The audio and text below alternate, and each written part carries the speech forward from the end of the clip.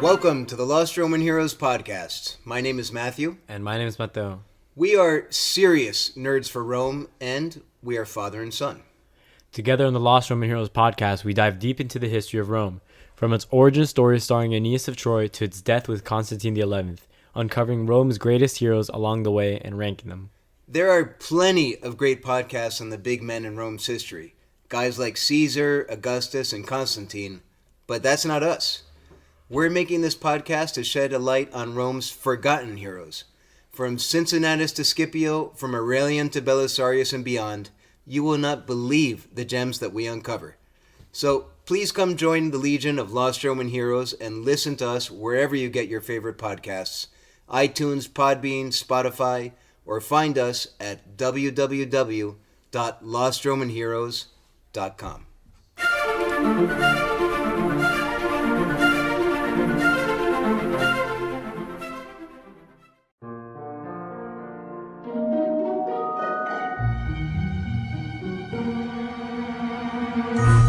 Hello everyone, and welcome to the History of Byzantium, episode 286, Vantage Point. Welcome back to the narrative.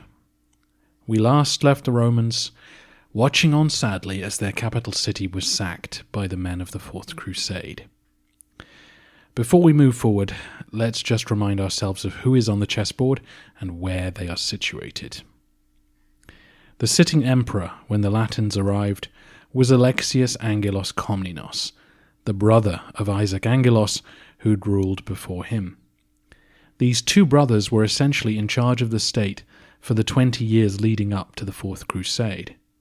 They oversaw a period of chaos, decline, and disintegration. Provincial governors all over the empire had begun to rebel, but rather than try to seize the center, they began to cordon off their own regions and keep tax revenue for themselves. The most serious rebellion was that of the revived Bulgarian Empire, which essentially took over all Roman lands north of the Haemus Mountains. But as the Latins approached Constantinople, several other rebels in Greece and Anatolia had seized cities for themselves. Angelos Komnenos abandoned Constantinople after the first Crusader attack. He knew that the aristocracy was going to turn on him in order to appease the Latins. With him out of the way, Alexios Angelos was made emperor, and everyone seemed happy. Except, the Roman people. Alexios was essentially a Latin puppet, and when he could no longer pay them what he'd promised, they turned on him. To stop the Latins from being invited in to garrison the city, Alexios Doukas, also known as Mourtzouphlos, murdered the emperor. He told the Latins to leave, they didn't, and they sacked the city. When this news began to filter out to all the islands and provinces of the empire, various other governors decided to go it alone, or to seek Latin or Turkic help. We are now faced with a Roman world divided between something like 13 different rulers. Fortunately, for those who enjoy clear narratives, this number will slowly be whittled down over the next decade or so, but it will take a little time to get there. When I thought about how to approach this period, my mind drifted back to the heady days of 2008, when I went to the cinema to watch a film called Vantage Point. The President of the United States has been shot. We need your camera. You saw the shooter. There was something in that window. I saw something too. We have to respond. You can't give the order. You've been shot. We risk telling the world that you weren't really there. We weren't there. We need you to tell us what's going on. The premise was that the US president was assassinated during a diplomatic visit to Spain. In order to find out what happened, who did it, and what was really going on, we would see the story from the point of view of several different characters. The film would reach a moment of high drama, and suddenly we would jump back to view someone else's vantage point. The movie was so-so, but the idea of flashing back to an inciting incident to then move forward with a different character's story seemed like a useful framework to deploy here in 1204 AD. So, I'm going to use this bit of audio The city has fallen.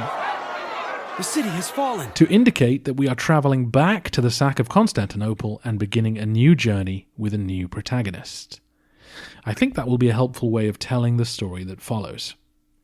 Eventually, we'll reach a point where the sound effect will go away and we'll be moving forward with only about 3 or 4 different states we need to cover.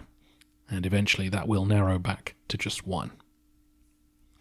This podcast is dedicated to covering the history of the Byzantine state rather than its people. So there would be an argument for simply following the government forming at Nicaea, since they will eventually retake Constantinople, and are traditionally viewed as a continuation of the Roman government. But it's really important to remember that that was not clear at the time. Not at all. In fact, the reality in 1204 was that suddenly a huge vortex had opened up. Men had been looking to Constantinople for political leadership for 900 years. Now that authority was gone. The Latins had taken the city, but that was all they controlled, and no one knew if they planned on staying, or what their administration would look like if they did, or who would replace them if they didn't. Authority, power, and legitimacy were all up for grabs. Part of the reason for jumping between different people's perspectives is to see how each group or individual responded to this opportunity. Would they try to seize the centre, or break away forever? I also think covering the sheer variety of states which formed in the aftermath of 1204 is vital to understanding the rest of Roman history.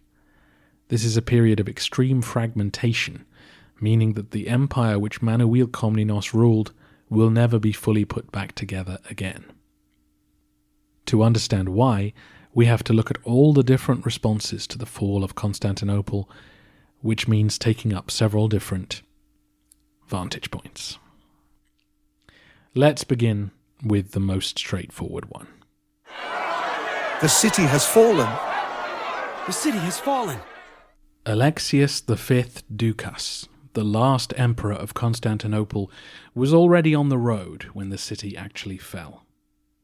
As you may recall, he had killed Alexios IV Angelos, the young man the Crusaders had foisted on the Romans. Doukas then challenged the Latins to a fight. This was what many of the people wanted. They urged their leaders to stand up for the empire and drive the Westerners away from their city. Doukas talked tough, but quickly realized that he lacked the manpower to seriously hamper the Latin position. So he spent his time reinforcing the capital's walls, hoping that the defenders' advantage would be enough to hold the Fourth Crusade back. It wasn't. The Latins broke through the wall, and Doukas' men fled at the sight of a heavy cavalry charge. The emperor asked the people to join him in a last stand, but the people had had enough of their rotten ruling class and looked out for themselves. Doukas furrowed his bushy eyebrows and decided the only sensible course of action was to flee.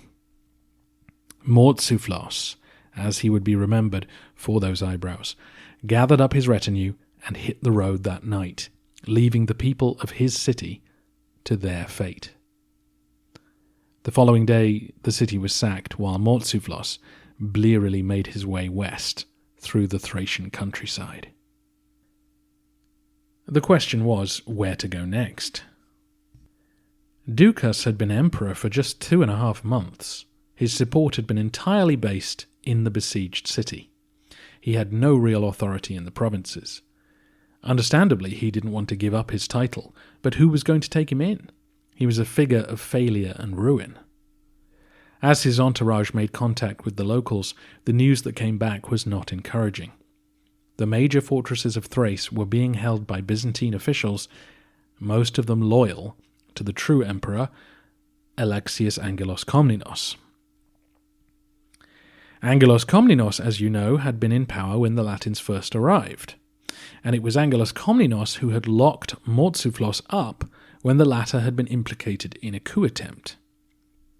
Angelos Komnenos had then fled the city, when it became clear that he was going to be overthrown. He had been at large in Thrace for the past 9 months trying to organize resistance, but without enough men or money to do much about the siege, he'd been forced to sit and wait. Mortzouphlos could hardly rock up to the gates of Angelos Komnenos' stronghold and ask for a chat, could he? He'd tried to usurp the emperor's power once already, then he'd murdered the emperor's nephew and failed to defend Constantinople from their mutual enemy. Now he was claiming the same authority as his predecessor, but had no men or money with which to assert his rights. Yes, everyone agreed that the most foolish thing Mortzouphlos could do would be to seek out Alexios Angelos Komnenos. About a week later, Mortzouphlos arrived at the fortress of Mosinopolis and sought an audience with his predecessor's predecessor. 220 miles west of Constantinople, Mosinopolis was a solid base from which Angelos Komnenos had been able to monitor news coming from the capital. Mortzouphlos made camp outside the walls and played the one card he had left. During the couple of months he'd been the Vasilevs, he had enjoyed an affair with a woman named Eudokia Angelina. Eudokia happened to be the daughter of Alexios Angelos Komnenos. Now, Mortzouphlos wasn't mad, he didn't open with that. Instead, he mentioned that he had also brought with him the girl's mother, as in Euphrosyne Doukaina Kamaterina, Angelos Komnenos' powerful and influential wife, who obviously knew all about the affair. This was Mortzouphlos' gamble, that Euphrosyne would talk her husband into a deal. Let this usurper marry our daughter and become your heir. You can then both go on being hailed as emperor, but work together to fight the Latins. Doukas probably had no better option, and when Angelos Komnenos agreed to the marriage a few days later, he must have been delighted. Perhaps he really could work with his new father-in-law to retake Constantinople, and he'd be remembered not as a failure, but as the savior of the... let's not even bother. Mortzouphlos was invited into the imperial quarters and told to relax. Then Angelos Komnenos sent his men in to remove Doukas' eyes. Angelos Komnenos was not sharing power with this miserable usurper. When it became apparent that the Latins were going to set up their own administration at Constantinople, Angelos Komnenos gave the order to move out. His retinue, now boosted by having his wife and daughter by his side, headed west for Greece. Mortzouphlos was left behind, with a small number of servants and hangers-on. As the Latins closed in on Mosinopolis, the former emperor made a pathetic attempt to avoid capture, but refusing to give up all his finery, he was soon located. The Crusaders dragged the former Vasilevs back to Constantinople, where they decided to put him on trial for his crimes. He had, after all, betrayed his liege lord and murdered him, a clear case of treason. Mortzouphlos responded that it was Alexios Angelos who'd committed the treason, betraying his own country to the Latins, something many Byzantines agreed with, but to no avail. The Latins sentenced him to death and began to discuss how best to dispose of him. Hanging? Drawing and quartering? Supposedly the Doge himself, Enrico Dandolo, commented that for someone so high-born, only high justice would suffice.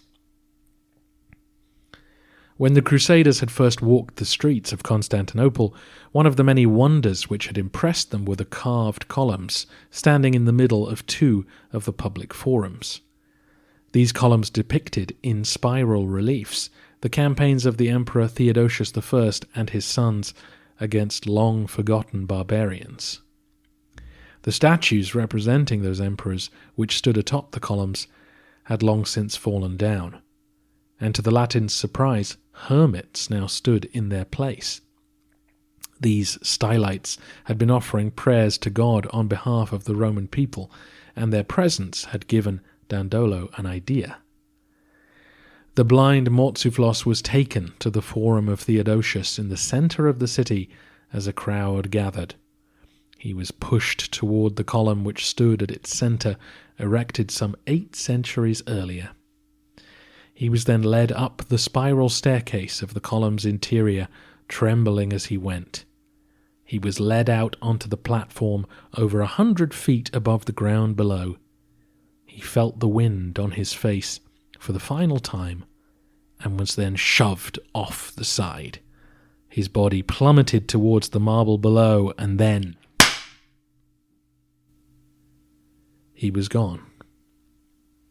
The remaining residents of Constantinople had been encouraged to bear witness to his death, to let them know that their political leaders had been vanquished and that their new Latin emperor was the only authority in town. Of course, like most statements which the leaders of the Fourth Crusade had made, that wasn't entirely true. Next time, we'll take a look at a different vantage point. While you wait for the narrative to fully kick in, why not check out the Lost Roman Heroes podcast, as Matthew and Matteo remind you of those who did great service for the Republic without shouting about how great they were. And some, of course, who did. Check them out at lostromanheroes.com or wherever you get your podcasts.